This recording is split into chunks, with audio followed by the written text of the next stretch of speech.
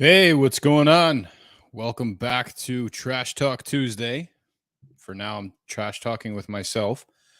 John is going to be joining us live from the Crypto Business Conference out in San Diego. So he's running a little bit behind, but I'm sure he's in and out of sessions a little bit. So I'm going to kick things off with just a little recap of what we witnessed over the last couple days in Week 5 football. First things first, let's talk a little bit about the UNfantasy standings because quite a shocker here as the race to 300 points came down to the wire.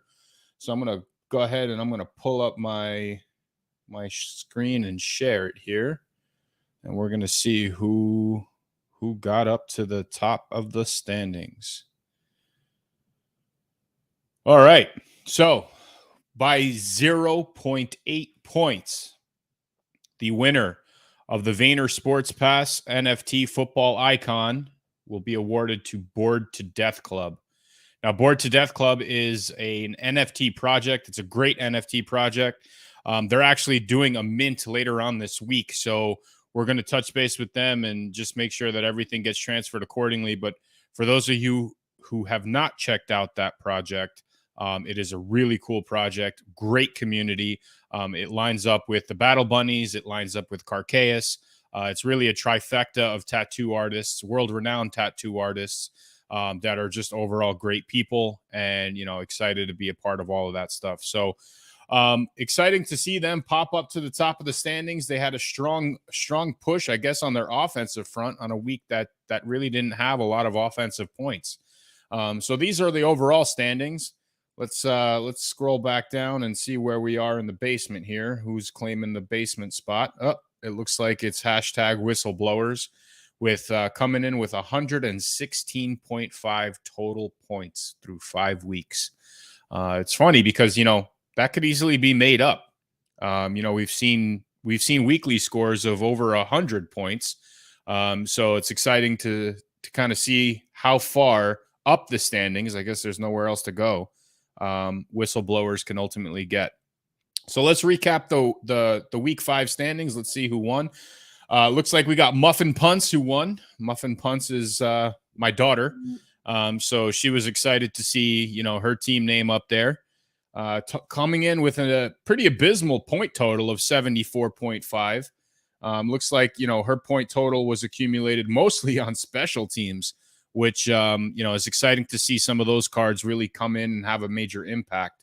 Her penalty cards also had an impact with over 10 points. That's traditionally a card that, usually hovers around 5 to 6 point range. So, while we put a lot of emphasis on the win-loss card, because obviously that's the most important, it's really exciting to see that, one of the other cards really has an impact on the overall outcome of the week. Coming in second and 1 yard short, we actually had a tie between Team Gorillas and Team Stepboy Energy, coming in with 69 points. No joke there, but I'll leave that one for John when he pops in. And I guess this is really what solidified Whistleblowers down in the basement in the overall standings. Team Whistleblowers really did not have a good week. They obviously picked the wrong win-loss card. And then everything else really, the max point that they had on any given card was 6.3 points. So, just over the 10-point total for the week. Not far behind them was our weekly winner from a couple weeks ago in the CM Queens. So, it's exciting to see the fluctuations of how this week and how this league, really transpires on a week to week. One of the really critical elements that we're going to notice here coming into week 6 is we're now entering the bye weeks. Now, what does that mean? Bye weeks are the 1 week of the season. Each team is awarded 1 week in the season when they have a break and they don't play in that week's games. As far as fantasy goes, if your team is in the lineup and they are on a bye, you will not accumulate points. Let me repeat that. You will get 0 points for the scoring category if you have a team set in your lineup that is currently on a bye. So what do you do to fix that? Well, you simply go to the set lineup page. You're going to be able to search for your team here. and then your team will pop up. You'll see which teams are playing. You'll see which teams are currently in your starting lineup. And if you happen to have one of those teams that's on a bye, for example, Houston is on a bye, Detroit is on a bye. So it looks like team Thank You Very Much is going to have to set their lineup with another offensive and defensive card in order to set a lineup that will accumulate the most optimal amount of points. If you are in need of a new card because your team is on a bye, you can easily pop into the free agency pool. The free agency pool is loaded up with different teams in different categories, so you can just search for the team that you would like to play, whether it's an offensive category, defensive category, special teams, penalties, or the win-loss.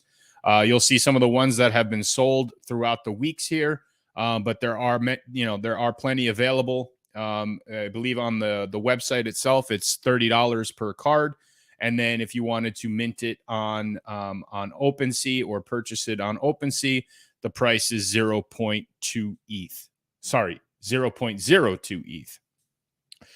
So that's where we're at with the free agency. Make sure you pay attention to that. We will be adding a few different elements and cards to that before Thursday and, heading into week 6.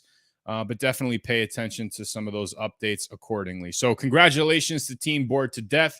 I guess, Team Whistleblowers has some work to do. Congratulations to Team Muffin Punts. She is my muffin, and I thought that was one of the more clever names of the league so far.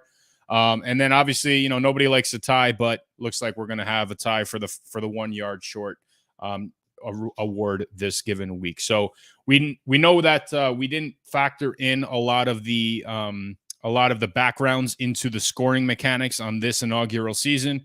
But we anticipate elements that are in the backgrounds, like the team colors or the teams that are associated with those backgrounds, to factor into a scenario like this where it ultimately does become the tiebreaker, and we won't run into a scenario where we're trying to share the silver medal here.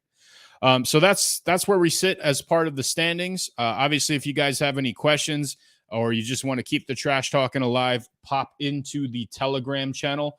The link is in the email that was sent out with the link to this video. We'll repost that again and make sure that everybody has access to that accordingly.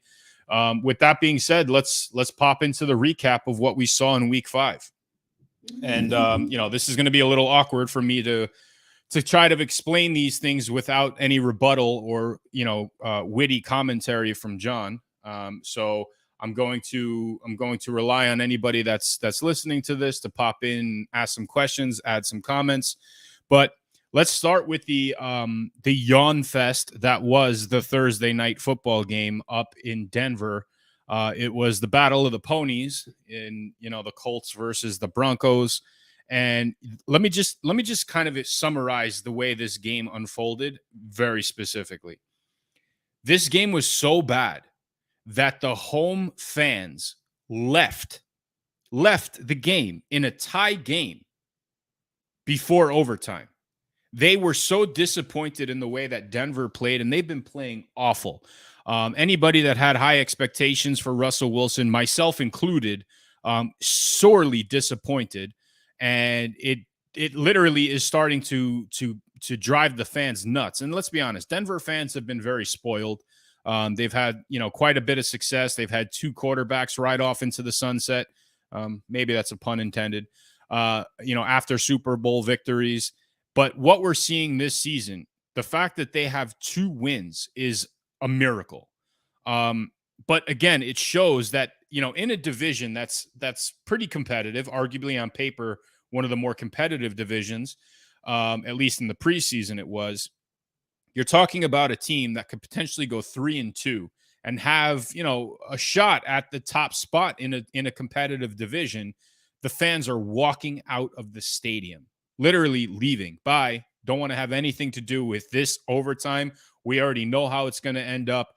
And, looks like the only thing that Denver beat this past week was the traffic. Because those fans did leave early. They did not miss anything exciting other than their team losing on a field goal. Again, a yawn fest, field goal fest. Colts pulled out the victory 12-9. So we'll see where things end up with Denver. They're on the Monday night ticker this week against the Chargers in LA. So I think that, whatever teams they've played thus far maybe haven't given them the necessary kick in the ass that perhaps the Chargers will. So it's going to be interesting to see, how LA capitalizes on that in prime time and at home.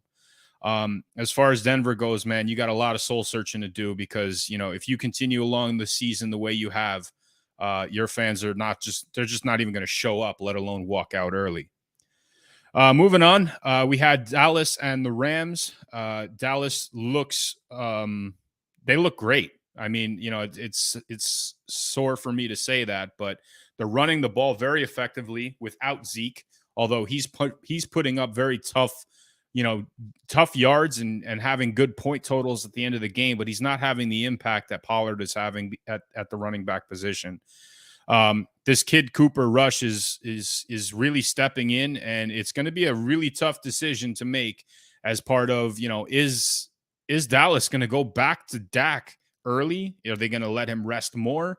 They're on a 4-game winning streak right now, and they got a pretty big division game against Philly, who, of course, we'll get to in a second, but they are 5-0. Let's talk about them. They squeaked one out in the desert. Their defense played very well against Kyler Murray. A lot of talk on TV, especially for an undefeated team that's out there. The Super Bowl will be played in Arizona this year. So a lot of talk about Philly and their undefeated season and how they just want to come back and visit that stadium again.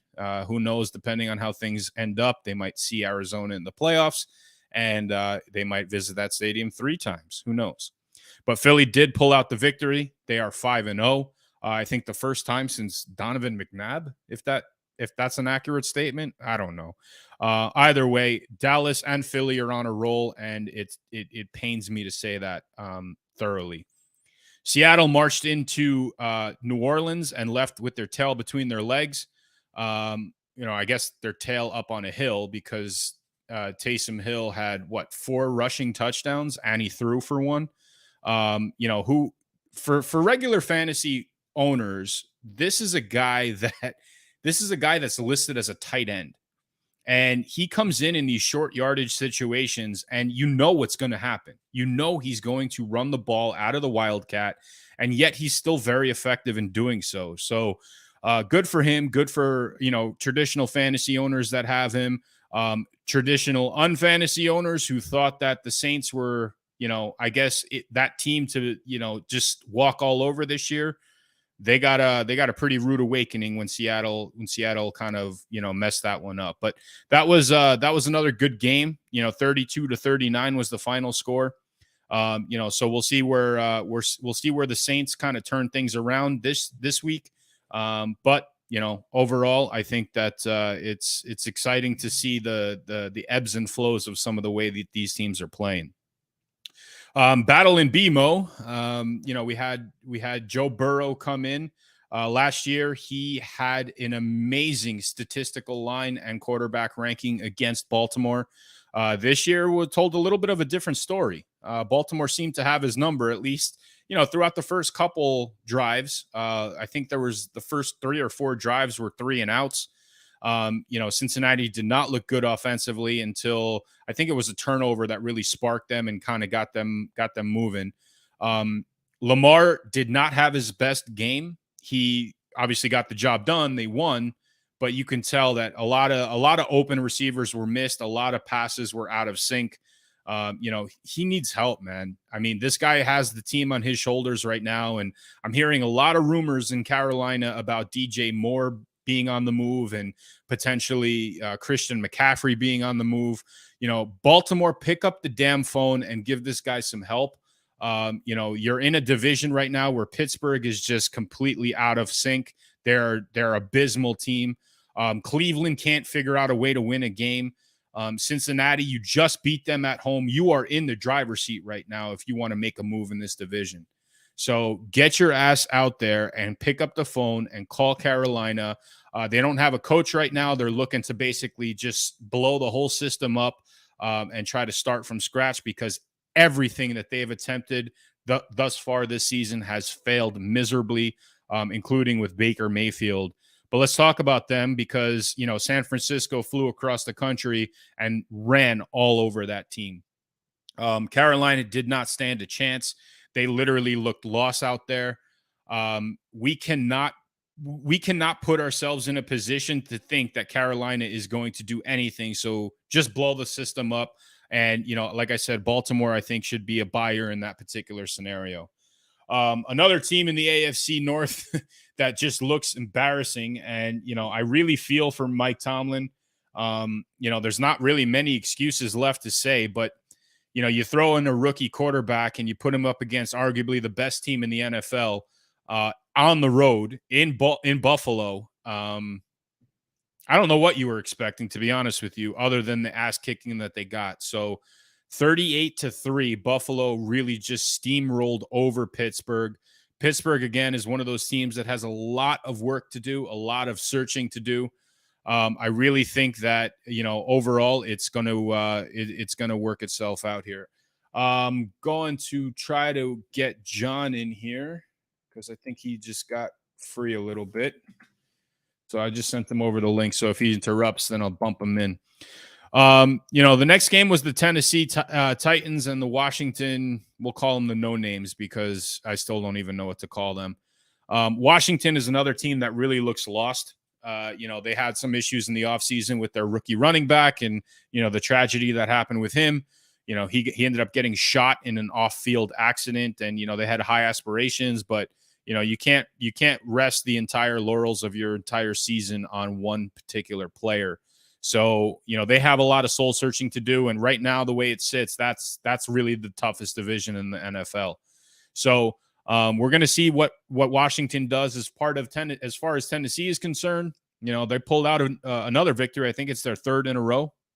So they've kind of righted the ship and turned things around a little bit. So it's exciting to see where they end up and, what moves that they make heading into the bye weeks here. They do have the week off this coming week. So, they had good end on a high note on this 3-game winning streak that they're currently on. AFC East. Now, this one was a kind of on paper a mismatch, but, I mentioned this during our last Trash Talk Tuesday session. Miami and the Jets, you cannot bet on these division games like that, because anything is possible. The Jets came out and scored 40 points against a Miami defense that shut down Buffalo. This is really what makes this sport so amazing, because, as much as you think what's going to happen, you get there on the field and you still have to play each down respectfully. So the Jets showed up to play. Miami did not. Miami has some serious quarterback issues with respect to where Tua is. Bridgewater went down. God only knows who they have next in line and even after that. So they actually might be in the market to potentially shop for a quarterback just as an insurance policy. But Miami did not look like the Miami that showed up against Buffalo by any means. Jets walked out of there with a victory. I think the Jets are actually, they're over 500. Which I read a stat the other day. I mean, the Jets and the Giants both over 500 for the first time, I think, since 2005, which is pretty crazy to think about. But if you're a Jets fan, it shouldn't surprise you. The Chargers marched into Cleveland and literally marched all over that field. There was 450 rushing yards in that game. Remarkable to see how everything kind of unfolded and played out. But when the dust settled, you basically had, Eckler versus Chubb, and Eckler got the better end of that, and the team walked out of there with the victory. I think Cleveland this year is that team that literally cannot figure out a way to win. Joining us live right now from San Diego, former home of the Chargers. Here we go. What's up, dude? You didn't even tell me you're having a show. This is like you're just taking over, dude. You're literally taking over. And this started last week. Like I said, my Brady moment, my Bledsoe moment, where starting quarterback got hurt. Here you go. My internet went out. Now it's your show, man. Am I Hey allowed to man, be I, here? I Is it just cool? I'm picking up the reins when Santa fell out of the sleigh, man. I don't know what else to do, but just doing a one man puppet show over here, and I'm glad that you were able to pop in. Yeah, man. I couldn't miss it, man. At the crypto business conference out in San Diego. So showing some people the league. Definitely going to be there'll be more people in next week, which will be fun, and they're real rowdy football fans in a good, clean, fun way. So that'll be fun, man. Any sad Charger fans out there, or what? Like, what's been I, the vibe? I was telling you, man. So I got here on Sunday, and I got here early, um, and so I went to the bar and watched football games, and I didn't see any Charger jerseys. I saw one Charger jersey on the way back to the hotel, but I was asking somebody about it, and they're kind of over the Chargers, man. They're like Niners fans. They're just dispersed in different ways. I mean, they bailed on him, right? I mean, that stadium isn't the best, but then it wasn't a recipe to leave. They basically just kind of sold out and took advantage of the Rams building out that new stadium and said, "We'll just play here." And you don't And it's a great town, man. It's an awesome sports town. In fact, now the baseball teams in the division series, like, I think that's a city that definitely deserves a football team, and just kind of the way things worked out. Maybe they'll get the Browns. be able to get the Browns, man. You can't see it. I won't even try. I'm going to try. I'm just going to do it like that. But all the way over that back window, you can actually see the Petco Park, which I think they're playing in a couple of days or somewhat over here, but at the San Diego Convention Center. And I know, so I wasn't here to set this thing up, and I don't know. I don't want to let the joke go to waste, but my you don't have the display names. Usually we have our team names, nothing but fumbles. I put bye week as mine because I'm off, man. So this is a week I'm just not here, but I will come back next week. So don't think you got the full reins on this either. And I don't know. I didn't watch any montage or anything like that. If there's anyone, but if you did or you've been making fun of me, man, then I think I deserve it for not being there. Nah, man, you'll get to watch it and come up with your own comments. But for the most part, I've just been trying to plow through some of the recap of, obviously congratulations to Bored to Death again for reaching a 300 milestone, squeaking out the victory by point 0.8 points.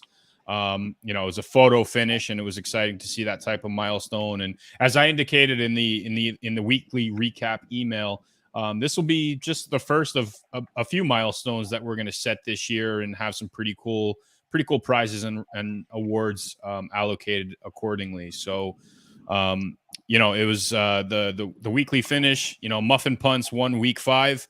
We had a tie actually for the 1 yard short trophy. So, Oh I don't wow, know what's more pathetic: winning, not winning and coming in second, or actually tying second. it's just like football, man. And if I break up, let me know. But it's just like football. When you get a tie, that's like awful, right? It's almost as bad as a loss in a lot of ways. Um, but yeah, congrats on the. I was trying to give you the view a little bit, but I also don't want to look like I'm creeping because there's people working out back there. But it's a cool view. It's of the bay.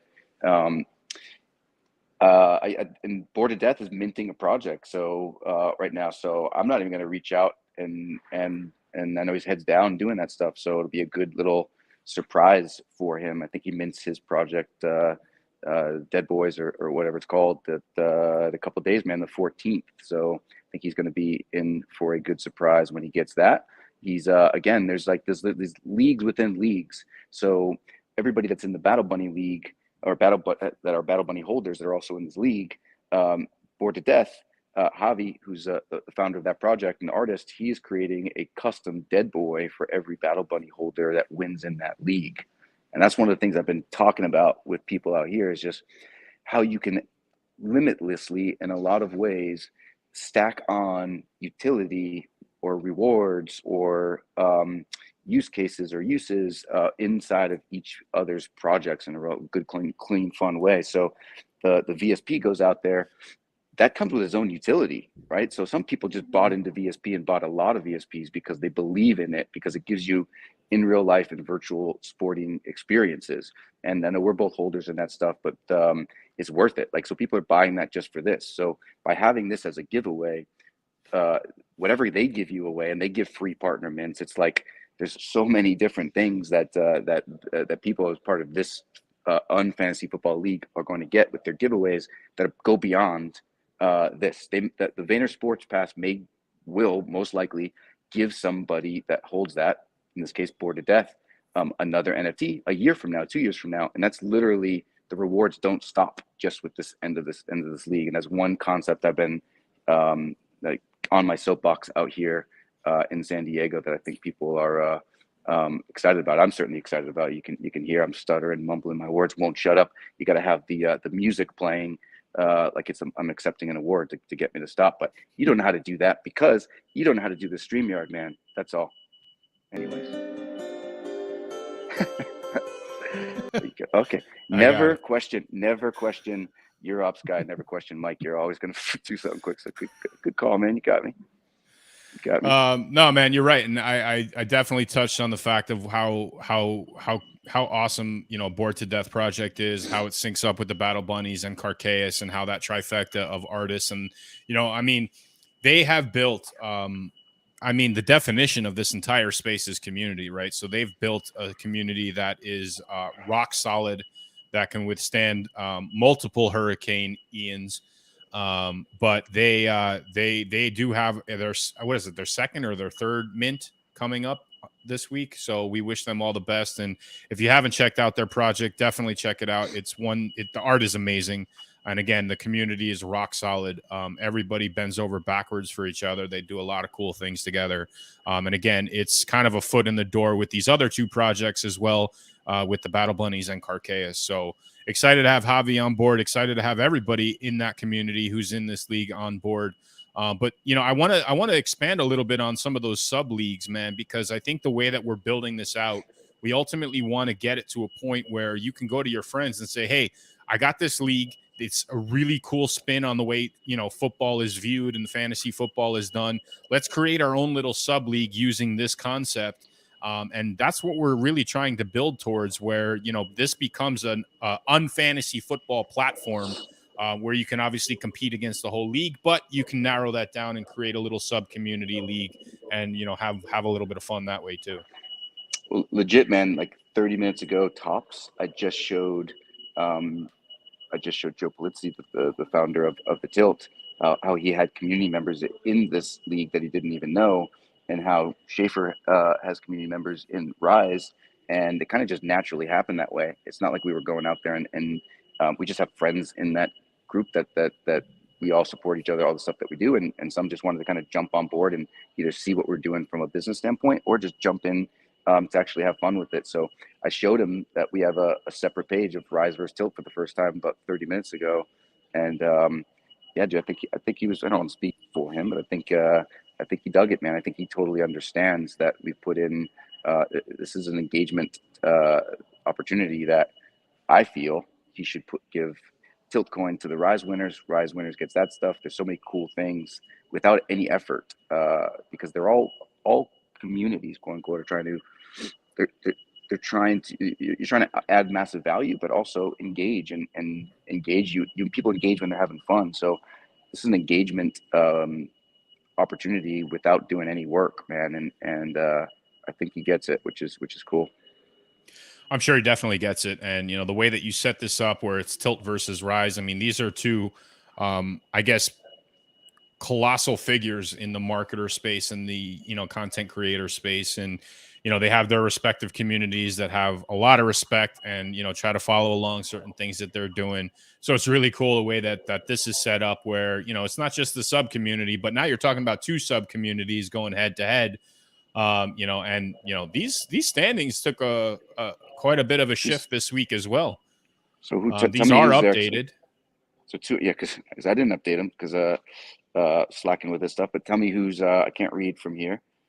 Yep. So atop of the Tilt division is Linda, who I guess climbed the mountain pretty quick and surpassed Mad Max. The CM Queens had one of the most awful weeks, considering that she won 2 weeks ago.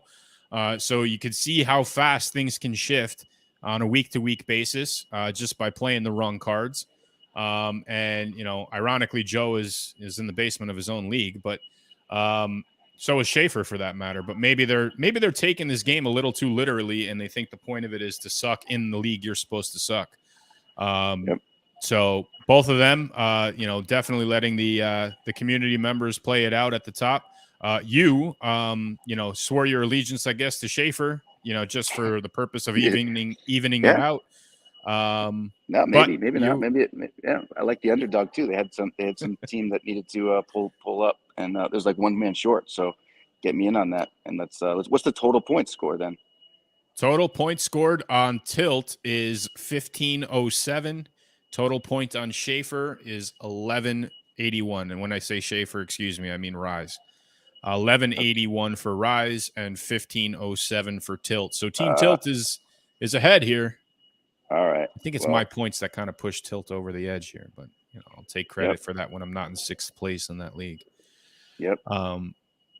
So yeah, it's cool to see that little experiment play itself out, and I'm glad that you got a chance to see it. I'm sure he sees the value in it right away. Look, I mean, at the end of it all, in addition to having a really cool fantasy game and obviously starting something new, the NFT space is really about collaborations and trying to figure out ways to collaborate and have some cool things go on with different communities and engage with those communities, like-minded communities. Not just throw, anybody and everybody with a pulse or a bot for that matter in your community to show numbers. You obviously want some substance and engagement behind that. Yep. So 100%. You popped in at a good time because I was kind of near the end of the week 5 recap. And in fact, the next one that I was going to get to was Atlanta and Tampa. And that seems to be the buzz of what happened this week with, a couple. Well, in that particular case, that's what started it. But a roughing the passer penalty that I guess shouldn't have been called, was a mistake. And, it carried over a little bit into last night's game, which we'll get to too. But what are your thoughts on the way that went down with Brady and how they ended up squeaking out the victory because of it? I don't give two shits, except that I had the Falcons as the win-loss team. So I was very happy. I don't care if it was Eli Manning out there. I was happy with the call. I wanted Atlanta to lose, and it worked out. So that's my take on it. Go refs. I'm with you. I also had the Atlanta win-loss card. In fact, I saw that I set my lineup before you did again this week, and quite a few of the same teams. I don't know if it's just great minds think alike or if you're playing this game where I'm not going to gain any ground on you if you keep setting the same lineup as me. But normally I would just don't respond to that because the strategies just don't respond to someone that's that low away from the standings from you. But I think the stats speak for themselves. I don't know what place are you in? I was in 6. Right now, I'm climbing. I was in 52nd place 2 weeks ago. Then I bumped up to 43rd, and now I'm 35th. Still on the back end of the league, but making my improvements. It's only week 5. We have a hell of a couple weeks ahead of us with all these buys and real strategy type scenarios that have to get played out. So I'm expecting that by the end of the bye weeks, hopefully, I'm a little closer, and my shit talk definitely has a little bit more substance and stench to it. Yeah, it definitely could, man, because I don't know if you talked about the bye weeks, but I think what's interesting here, it might help some teams to have a bye week and not take that negative 5-point loss. But I think there's a bye week coming, so I'm very interested to see. Look, this is a new game, and one of the reasons we want to start small with this stuff is we're testing it out, and it's been great as we go. But there's a lot of unknowns in a great way, so I'm interested to see how the bye week affects people that aren't on top of setting their lineup or don't have an extra win-loss card, because we also wanted to design this where people get their starter pack. They don't need to jump in there and buy extra cards. Your cards are they're point proactive. All of the things that we talked about, every single other one. So interested to see if how this plays out, because there will be a few, and there's 60-something people in this, and there'll be more. I'm interested to see how the people that don't have update their lineup. And I think if you don't update your lineup a couple times, it would have helped you. Maybe you would have gone from 34th place to 28th or something. But I don't know. Be a good experiment to see, if I just stuck with my starter pack, what difference would it be right now, right? Just kind of put it on auto draft and let it ride out throughout the season. But yeah, we walked through kind of a screen share on where people can go and look at some of the free agents that are out there, both on the website as well as on OpenSea, a few different places that you can get them. You also have the ability to mint a surprise card, just a random category and a random team. So if you're feeling lucky, then you can try that route if you don't like the team selection in the fantasy pool. But yeah, I'm with you, man. I think it's going to be interesting to see. I think more so than we've seen the win-loss card obviously have the biggest impact. But I think that if you start seeing some zeros pop up on some of those other scoring categories, it might be the make or break difference between, a team winning, losing, or moving up in the rankings these coming weeks.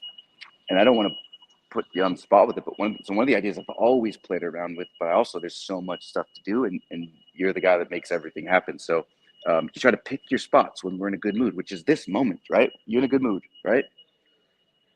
Yes. I feel like I'm setting myself up here. I'm taking the bait. So yeah, I'm in a great mood. I mean, it might not even, I don't really think it's having that big of a deal that would take that much time. But one of the things that I really am interested in doing, because again, a part of this is it's a game of skill.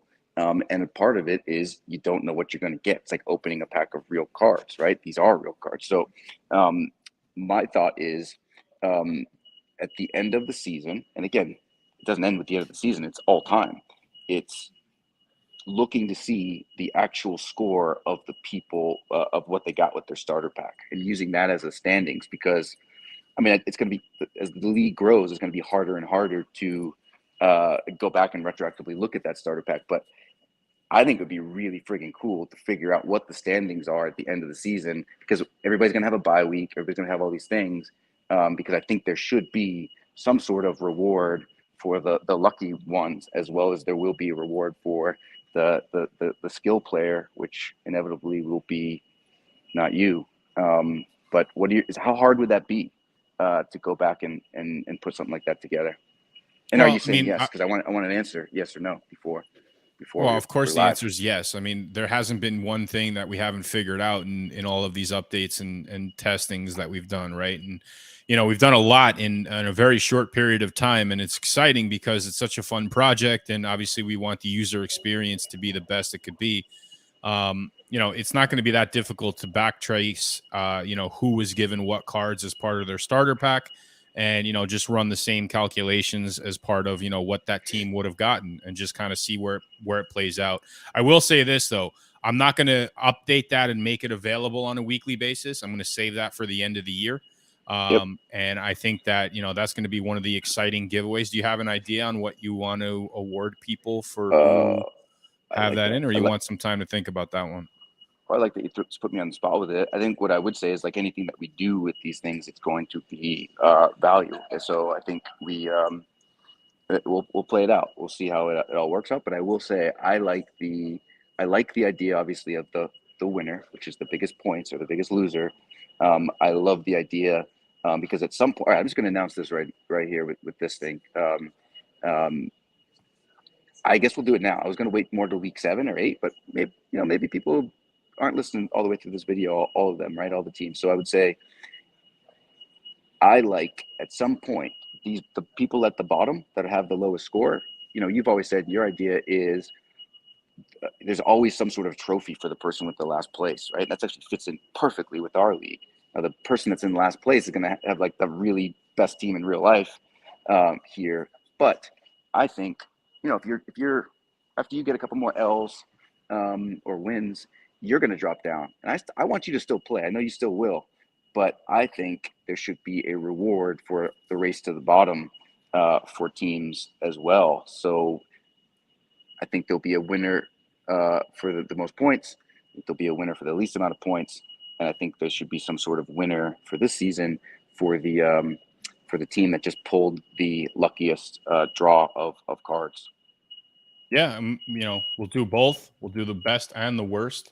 And we'll also see who made the biggest difference between setting their lineups week to week and what they were given on the starter pack. And, maybe we'll have them on as a guest if that's possible. Yep. I'm going to showcase. By the way, anybody's on welcome on as guest at any moment. So I'm going to showcase the last place winner currently. You might not want to see this. Yep. Look at you. There we doing that. go. Well, it's not my team. I don't give a shit. It's not my team. So Well, it's not your team, but unfortunately, it's in the you know who family. that It's in the is. household. So It's in the household. So, um, I'll hide it. all good. Soften Are there the blow for you. has there been any So yeah, chats or the any comments on here or anything that from before? the only comments that I saw was from Ashman Tunes saying, "What's up, guys?" So what's up, Ashman Tunes? And Yep. yeah, we'll show that. What's up? Good. You got it. See, StreamYard is legit easy as hell, right? Yeah, I like it, I man. mean, This is the first time I'm playing producer, so might have to steal this one from you and change the password and run these things on a week-to-week basis, because I'm sure I can play around with different designs that obviously take me out of the make fun of spotlight and focus it on you. yep. You But could literally put anything on that screen, and I can't stop you. I would report you, but then it's reporting the Food Fight channel too, so I guess I can't do that. Damn, you got me again, man. You got me got you, again. dude. So Got you, yep. dude. So Big I move. just got a couple more games to recap, man. I mean, and I guess another good one that we didn't touch on yet, but you're here, is the Patriots showing up and shutting out arguably one of the highest scoring teams in the league so far. It was the What high the hell scoring happened team. with them? Did they wake up, or they just had enough No, of the losing? I think just like in our fantasy league, you start to see who's the real deal and who's not. Now the Patriots, I'm not saying they're the real deal. I do think that defense is legit. All the times you question Belichick, he lets all these different people go. He let like the number one, he let J.C. Jackson go, who led the league in interceptions. I think to your Raiders, or no, to the Chargers, but to these Chargers. But he let them go, and he's These got this former rookie that's Chargers. right. He let them go, and he's got this rookie that is just nuts and doing amazing. And a second week in a row, he had a pick six with Rodgers last week. He had an interception this week that just set the tone. But I think you're starting to see the teams like the Lions offense. How good can the Lions offense be with Jared Goff on there? I don't know. So I think it's one of those games that really doesn't say a lot about either team. But they were the number one offense coming into that game. I do think the Patriots have good defense. I mean, shutting them out is, it's an exclamation point. I mean, you can be the best scoring offense, you can have one of the highest statistical offenses, but you come in there and you come out with nothing, man. I mean, I think that's a testament to the Patriots versus Detroit actually coming back down to earth. And it sucks for the teams that in our league that had the Patriots as the defense, and it's great for the teams that had the like Christikins, I think, had the Lions as the offense, or one of them.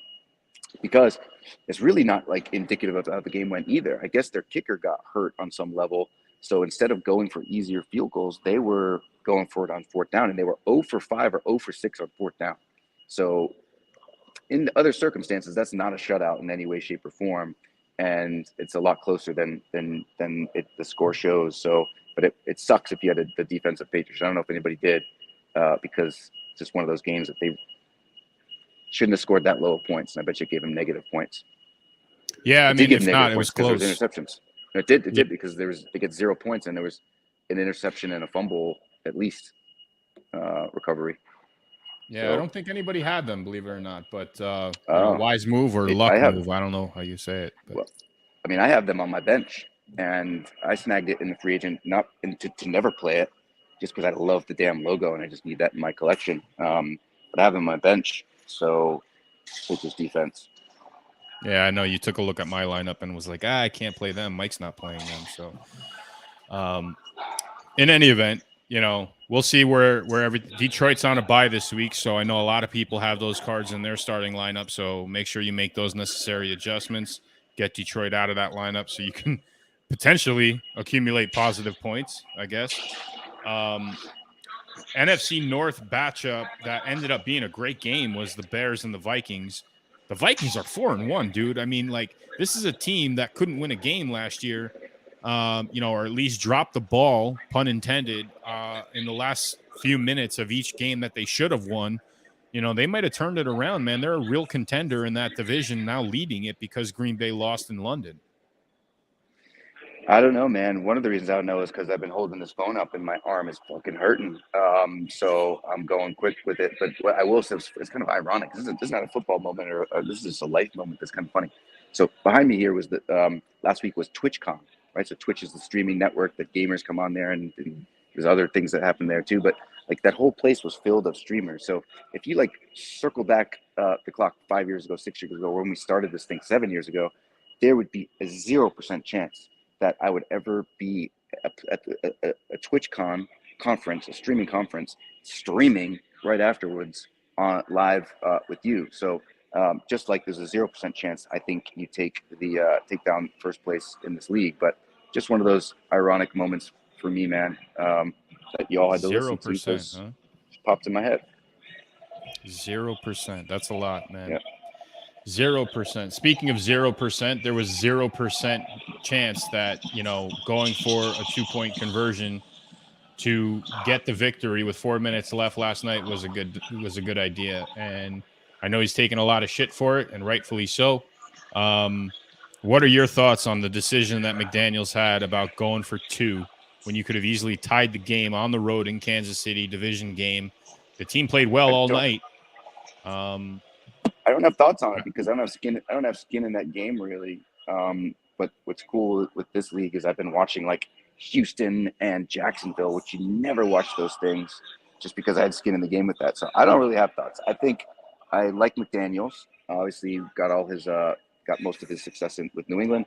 I've seen him do amazing things. I've seen him make a couple bad calls. Maybe that was one of them. I could see an opportunity where he's just trying to put the pressure on it, or he sees something to catch them off guard, and it just didn't work. But if he made it, it's like, hey, this ballsy coach saw something and made it work. So just one of those things. But you still got to look. They would have had to score in some way, shape, or form, or tie. So, I don't know. Not really. No clue. I guess. I think the time factor was the biggest issue. If it was less than 2 minutes or in the 3-minute drill or something, like, maybe I could see that working out. But over 4 minutes left, and you're gonna give the ball back to Mahomes. For sure he was going to march down the field with that type of momentum. But anyway, speaking about the last game here, man, I mean, we will not have an unperfect season in the inaugural UNfantasy League. So Houston did pull out another boring game, man. I mean, 13-6. It was it wasn't the most exciting game to watch. It was kind of disappointing because Jacksonville, I guess, was riding this little high horse, but again, a division game, anything could really happen. Bottom line is we now have a victory or a notch in the victory column on every team in the league so far. So next season, the second season of this, there will be no extra diamond background for the unperfect or the perfect season for us. So it's a sad day, I guess. But it makes the ones that are out there more valuable, right? So, there won't be any more added to that side of the collection. Yeah. So exciting to see, the holders on that kind of cheer a little bit internally and see where it goes from there. All right. Well, look, I mean, we don't need to really break down the week 6, if your arm is losing blood circulation. I feel like a Derek Carr out there or something, man. Like my arm is killing me. You've stayed like right there quite a bit, and I feel like you're doing a huge plug for the San Diego Convention Center. So, shout out to the San Diego Convention Center and the Wi-Fi connection that's available there. There's no Wi-Fi connection. Actually, it sucks. I'm using my data, which I might bill you for, but it is what it is. Go for it. I'll pile it on. But all right. Well, listen. Again, Vegas, Detroit, Houston, Tennessee on a bye week this coming week. Make sure you set your lineups accordingly. Make sure you get everything set up before the Thursday night kickoff. You got any closing comments before we wrap up week 5? No, just that when I waved over that way, there really was a person. I wasn't trying to just like look cool and big time it. I was, there really was someone that I waved to. So I don't know. That's it. That's all I got, man. Thanks to take your word for it. Thanks for doing this. I'm looking forward to watching back what you said about me in the beginning. I'm sure it was amazing. And we'll be back next week to do this, and maybe we'll get one of the teams on and get some guests going. Yeah, man, we might actually have some lazy players join us as well, and we'll have some updates on that. Pretty cool. That's pretty right. Cool I'm with some lazy communities over here too, so I'm showing them. So yeah, lots of things coming, man, and cool things. And the last thing is is got the Telegram channel, so I know most people are on that.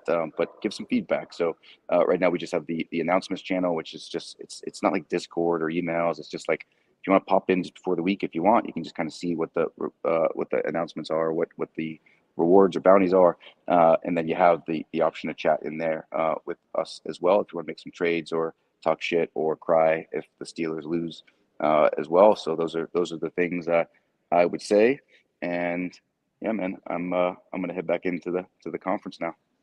All right, do what you got to do. Have fun out there, and yeah, I'll see you when you get back, dude. All right, man.